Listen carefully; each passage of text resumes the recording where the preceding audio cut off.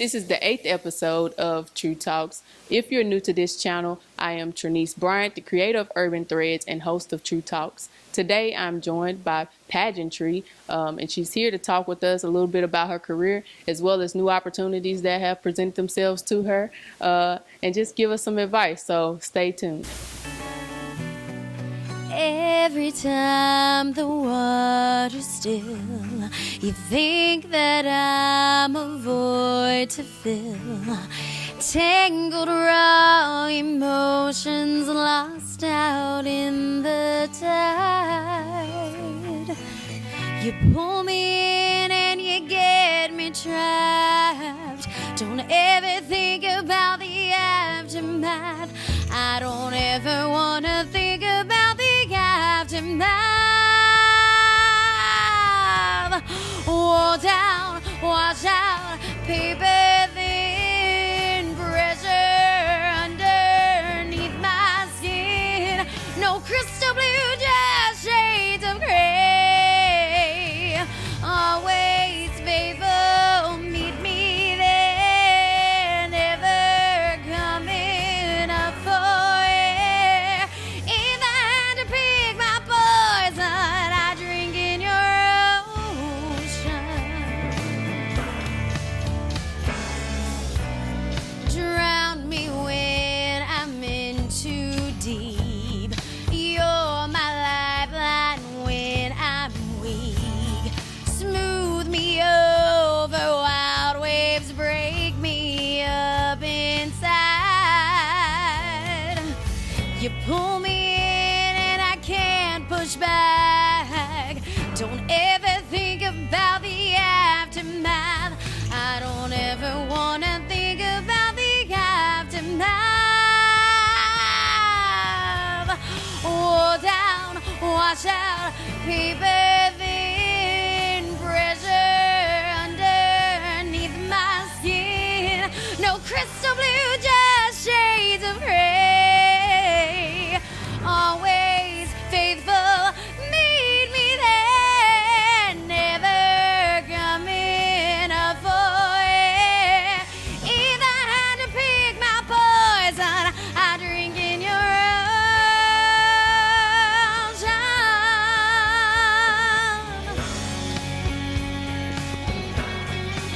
Yeah, yeah.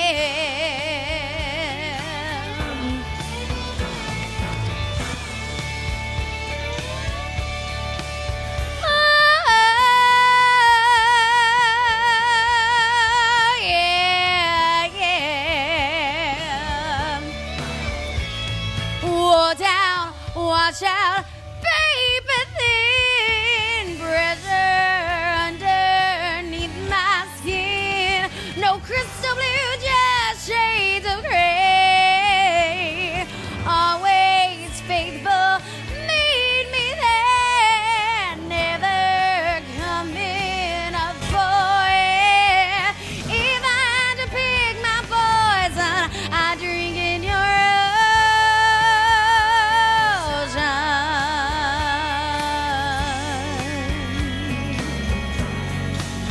Yeah, yeah. I drink in your ocean.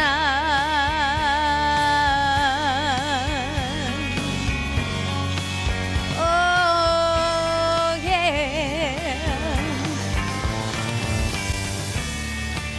Drown me, I'm in too deep, yeah. I drink in your ocean.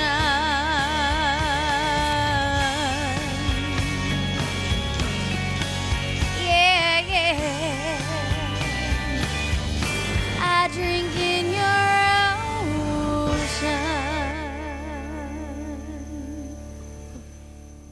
So welcome, Pagentri. It's a pleasure to have you here with me. I'm super excited to kind of flesh out the details of your career, as you seem to be on the rise of a very prominent one and extremely educated. First and foremost, I like to commend you about your blog. I'm not into music like that, nor am I into the music industry as deeply as you discuss it. But to see someone as knowledgeable as you are, and young at that, just getting started really, to make it a point and be very intentional about learning the ins and outs of the music industry is honorable, and I just like to applaud you for that. Thank you very much. I appreciate that. And like I said before, this is a business, and as an artist, you're a product. So this is how you make your livelihood. So you need to know where your revenue is coming from. You need to know how to market yourself, just like any business would market a product. Yeah. So, I mean, I just think that that's something that a lot of people are not spending enough time on, and it becomes evident when you reach a certain point in the career, or in the music industry, rather. So I just like to commend you on that. But I do have questions about your blog. Why did you start it? Was it a personal experience that maybe made you feel like, hey, more people need to be aware of this aspect of the music industry, or maybe I can help someone, prevent them from maybe getting to a point where they need to, have that extra person in the room to say, hey, do this instead of that? Like, what was the point behind starting it? Yeah, so I started my blog because I had a crowdfunding campaign to help fund my EP, and one of the incentives for donating was the Behind the Music blog. And I got to pick the posts that I wanted to do. A lot of them were behind the making of the lyrics and the music and things like that, and personal experiences. But then I was like, I really need a post on here about the hustle of being an indie artist, because being in Nashville, I'm surrounded by so many independent artists, but they're very unaware about the business side of things. And I'm lucky that I've been very blessed to work in the music industry on the business side and see that. So I wanted to be an educator and a thought leader and really help these independent artists know that this is a business and you need to know how to market yourself, how to make money and things like that. So I think sharing knowledge is power. So if I can help my friends in the industry as well, then it's a good day for me. Yeah, and I saw on your site where you coined the term girl boss.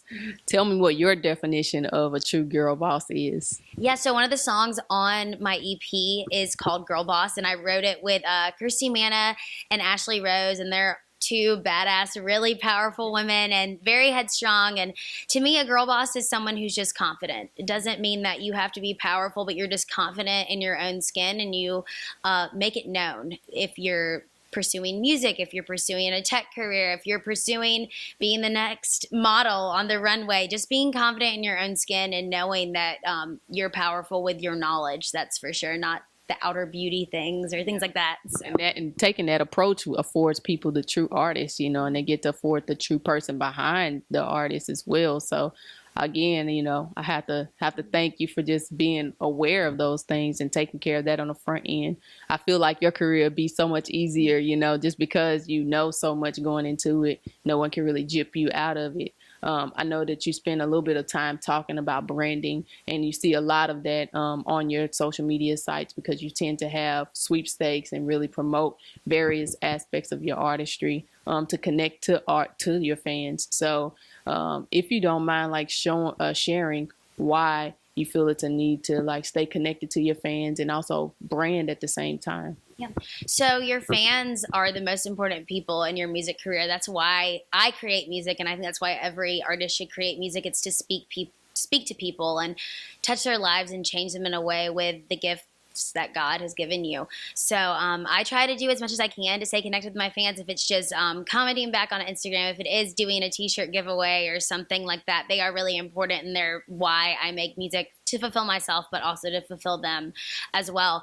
And with the branding outside of that too, you have to have brand alignment. Everything you do has to be executed and thought out, because you are a product, like I said before. So you need that brand alignment, just like with every other product out in the market. And you're going to have a big opportunity to connect with your fans and then create some new ones. I saw where you were selected to be a part of the South by Southwest lineup. Just take me through the day that you found out that you made the lineup, and then also share what you're expecting going into it. Yeah, so I got an email about 2 weeks ago to find out that I was going to be an artist at the Nashville House, which is it's 25 artists that go to perform, and all the sponsors to make it happen are all local Nashville businesses, and we all travel down to Austin, Texas, and there's people like the High Watt sponsoring it, Barista Parlor, so all really well-known Nashville businesses that help make it possible for artists like us. So it was a very exciting day. I cried immediately and couldn't believe it. And then I was like, am I ready for this? It's almost that thing where it's like you've been preparing your whole entire life, but you're also like, am I sure I'm ready for this? Can I handle it? But I know I can handle it, and I'm really excited. And it's less than a month away, and I can't believe it. And me and my band, we were actually practicing yesterday, and we're going to practice a lot more, but we're all very excited. We'll be driving 12 hours down there. Awesome. But it'll be worth the drive, and we'll be high on adrenaline the whole entire time. But driving back might not be so nice. Yeah, I saw where you were interviewed by Acme Live Radio. Are they a part of the sponsors as well? Yes, Acme Radio, they are sponsors, and also the host of Acme Radio will also be emceeing the event as well. So he'll be there introducing all the artists. So they seem to be doing a lot of exciting things there too, because I remember when Acme just opened on Broadway, and they were talking about different levels, you know, and offering people various foods. But now they seem to be doing live performances, and people are actually recording live albums there. Is that something that maybe you're looking to do down the line? Yeah, for sure. I'm all about live performance. Actually, that's part of the reason why I picked the name Pagentri, because it means a spectacle, kind of like a mysterious creature, an elaborate show, and that's exactly what my live shows are. So I think doing a live album like that would be really, really cool. Yep. And being independent, you give yourself that flexibility, you know. No one's trying to make you conform to one genre. Yeah, and that's really nice that way, because sometimes you get pigeonholed a little bit, but this way you can be really creative and do what you want to do and how the art speaks to you. Yeah. Now, some of my favorite tracks on your EP, I had to write them down because there was about 3 of them, but one of them was pretty lengthy title. I'll start with that one. It was called The Lonely Nobody. Wait, let me see. The Lonely Nobody Could Feel. Yeah. I really like that song. It was a bit different from any others on your Spotify. And then also my other favorite was Stop. And then, of course, you probably hear about Ocean a whole lot. And I just love them. I think that you brought a diversity to each track, you know, that's different. Yeah, no problem. But I did notice that Ocean was selected in some type of journal from, I guess, your alum. Yeah, so I'm an alumni of a program called Young Arts, and it was when I was a senior in high school. My mom had actually told me, trying to find all the scholarships, you know, to go to college and things like that, and she came across Young Arts, and she was like, this seems like a great opportunity. They give scholarships to people in various different art categories: visual arts, photography, voice, which I was lucky enough to be awarded, but some alumni from the program include Kerry Washington, Josh Groban, Chris Young here right in Nashville. So I'm very honored to be a part of that alumni association. They've been very welcoming and giving me so many opportunities. But recently I got picked to be featured in their alumni journal, and it was my song Ocean was featured with the lyrics to it, right? Yeah, the lyrics were featured, and behind it was a picture that a photographer had taken that was also an alumni. Cool. I think that's like really cool what they're doing though.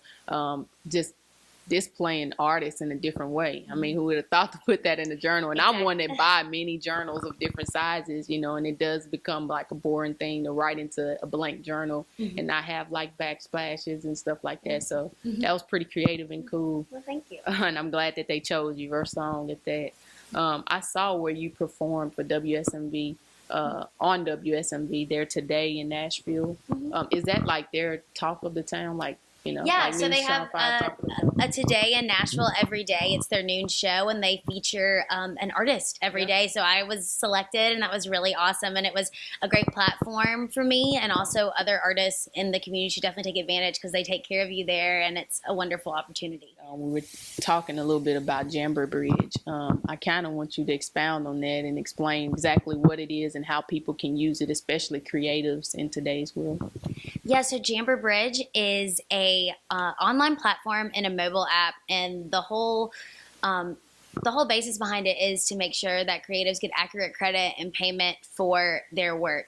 The tools handle the entire music production process from conception all the way to distribution to make sure that everyone involved in the creative process is accounted for, because there's a lot of times when people get their name left off the track or don't get the proper payment or paid as fast as they should, and this is people's livelihood, and this is how creatives make a name for themselves. So if they lose credit for something or don't get money for that project, then it's a big deal. So we just launched a new version of the platform, and it's in a private beta stage, and we're just taking on a small group of record label professionals who work on the administration side of things and artist managers. And we're doing that so we can really do a high touch onboarding and really give them the great customer service that they deserve, and really learn the platform and utilize it, and then also give us feedback so we can build it to better suit them and serve them.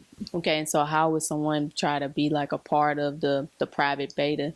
Yeah, so you can just go to jamber.com and you will sign up, request an invite code, and you just fill out a few questions on a form, and then our team will look at the answers, and if you fit the mold and the criteria of this small group that we're taking on, then you'll be able to be a part of the private beta. Cool. See, that's what I mean by you being at the forefront of a lot of things. Not too many people think that far in advance, you know. It's going to give you a good lead on a lot of things, you know.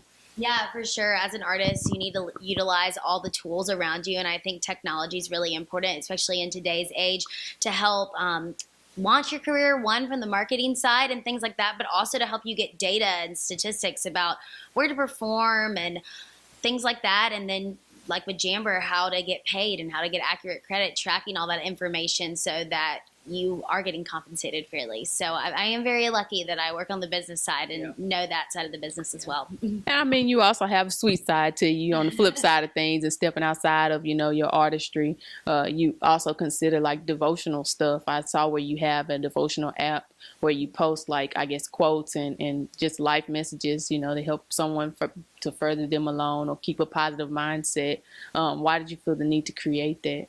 So as an artist, I think that I'm also a role model. I have people that look up to me, and I want to be a positive role model, but also be creative, and I have that edge to me as well. But there's also many layers to me as well. Like, I am a real person that goes through hard times too, and those quotes and anything creative also speaks to me, and I know it can speak to others as well. Yeah. And then you also like host a lot of sweepstakes and stuff like that for your fans to really get a chance to win things, you know, and I like that type of excitement. Imagine being able to log in and follow someone that you really like, their artistry and what they're doing, and actually win something too in return. So often artists, you know, they get from their fans, you know, the support and stuff like that, but they never really reach back out on a mainstream level. Now, locally, we see that a lot, but you tend to take a lot of time out to devote to your fans. So I think that's something that a lot of people appreciate, and I guess that makes them gravitate more towards you. So pat yourself on the back. Thank you. I mean, like I said, without the fans, you wouldn't be here and you wouldn't be able to make this a career. And I'm just starting out too, so I'm hoping to speak to more people and to change their lives and give back to them as well. So that's what it's about. That's what music's about. Yeah. So you have so much going on. How do you find a balance, or at least create a balance, you know? So I always say that you can sleep when you're dead. So right now I'm just really passionate about what I'm doing, and I've always been a really passionate person and a hard worker, and I believe that anything's possible with a little hard work and dedication, and anyone can accomplish anything. When someone tells me, they're like, oh, it's too hard, or I can't do it, it's impossible, I'm like, you're just not trying hard enough. So, you know, I tend to do better when I have a lot on my plate, and right now I'm doing just fine. So still getting a little bit of sleep, not as much as I'd like, but it's okay. Well, if it's one thing that you want someone to walk away with when they even listen to your music or just follow you on social media, be it Instagram or Twitter, and see some of your devotional posts, what is it that you want them to take away from you as a person and then also as an artist? I want them to know that I'm a confident person, but it took me a really long time to get to this point in my life. I might exude this confidence in things, but there's imperfections and I'm not perfect. And just those days when you're feeling down and bad about yourself, or you think you can't do it, just keep trying, because there's sunshine and then light at the end of the tunnel, and nobody's perfect. Even though I think in today's world of social media and all these things, everyone's like, oh, I want to be like that person and all those things. But no, you're the best version of yourself, and that's what you're meant to be, and that's beautiful. So just accept that and flourish and thrive in that. Sound like a pillar of positivity, like, I try to be. So it's not always positive. I'm not perfect, like I said before, but I definitely believe in optimism and seeing the better side of things, because when you're just negative, you can't accomplish anything. Not a single thing. And also, what's something that people can look forward to from you as an artist, locally? What's next for you? Yeah, so like we talked about, I'm going to South by Southwest, and I'll be doing a lot of really cool social media things during that. So make sure to follow me at Pagentri Music on Facebook, Instagram, Twitter, and my website, pagentri.com, will be going live within the next few days. So those will be updated constantly from now until South by Southwest, and you'll get sneak peeks. But then the week I come back, March 21st, which is a Wednesday, 6 p.m. to 8:30, I'm going to be playing with my friend Jay Putty, who's an awesome songwriter here in town, at the 5 Spot.